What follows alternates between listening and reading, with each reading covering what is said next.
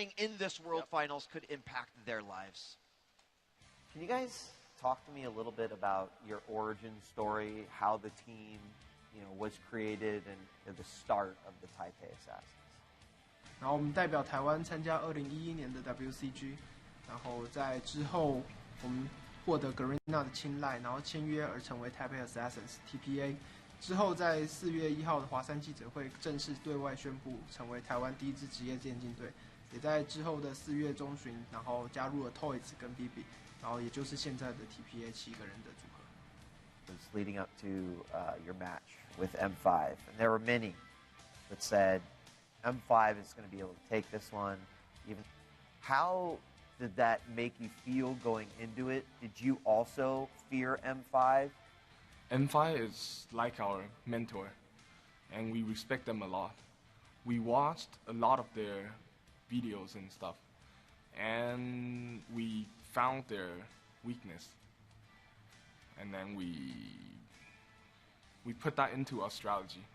So many consider the Taipei Assassins to be the underdogs of the competition. Some have even been quoted as saying the dark horse of the competition. Do you agree? Are you the underdogs in this competition? I totally agree, because just looking at our online tournament records, it's pretty bad. So basically everyone will think we're not that good, but we are here to prove ourselves. Can you tell me a little bit about your relationship with Najin Swords, Mac Noon?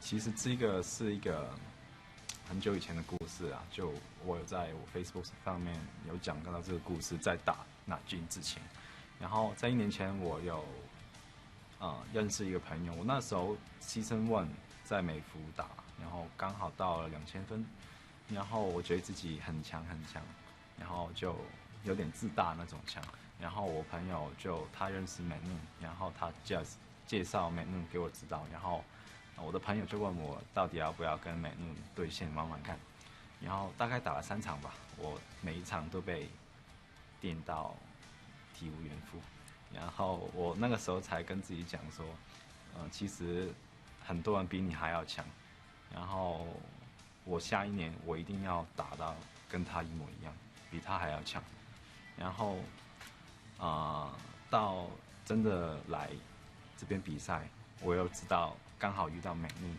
我就在 Facebook 上面说我会尽力以为我会打赢他这样子，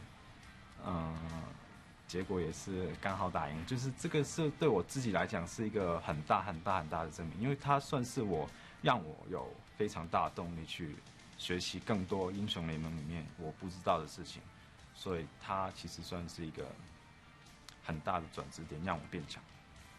Say, what's been your favorite thing about the World Championship event?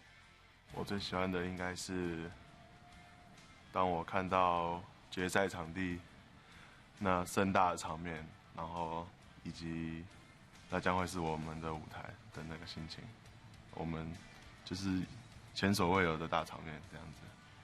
好，大家怎么看？就这些跟在台湾很像，就是人们会因为你们的表现，或是因为喜爱你们的游戏风格，然后而去支持你们。然后对于我们来讲，我们很像明星般的受到明星般的对待。然后我们也很真心的谢谢你们可以这样子支持我们。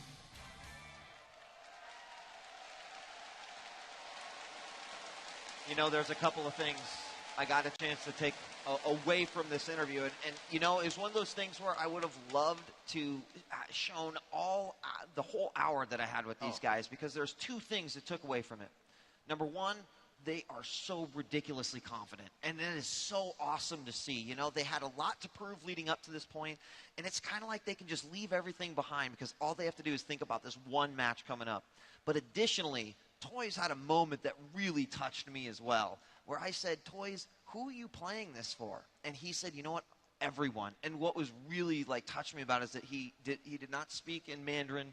He spoke in English, and he said, everyone, my team, the fans, the people who play this game, and it was really awesome to see that passion just in his eyes. We have a great quote here. coming up from Toys that he said after their Najin victory, I'm at a loss for words. For me, the nobody, I've proven something. Mac Noon came over, gave me a hug and said quietly, I'm very proud of you. That just sent me over the top, he said. I consider Mac Noon one of my mentors, and regardless of who won, he is still one of the players I respect the most. As well being said, just absolutely amazing. You can see, it's just one of those things that even comes into play. These players remember each other, win or loss.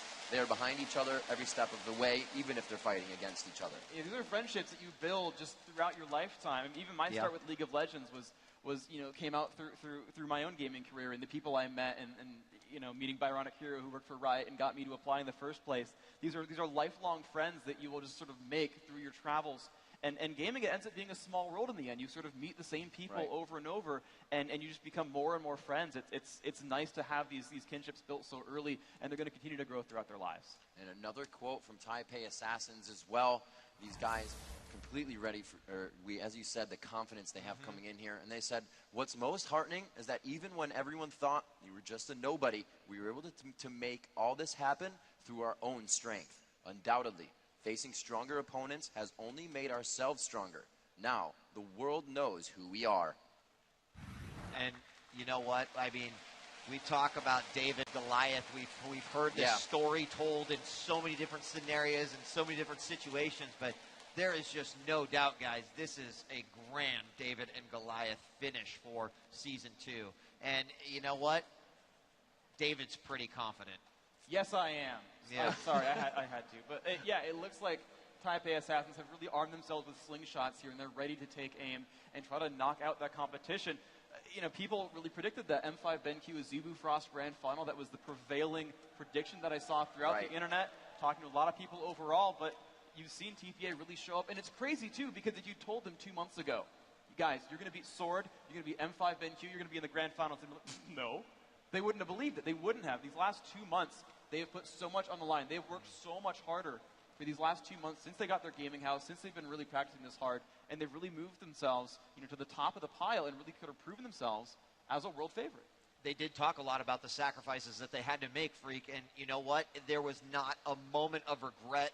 They said it's worth it. The reward, just being in this position, win or lose, it's just worth it. Every step, every little sacrifice they've made, they deserve to be up here on this stage, and it is the result of a lot of hard work. And so these guys are just, phenomenal competitors. And speaking of phenomenal competitors, we've got another one on the panel with us. We'd like to introduce to the caster booth CLG's very own jungler, Snoopy.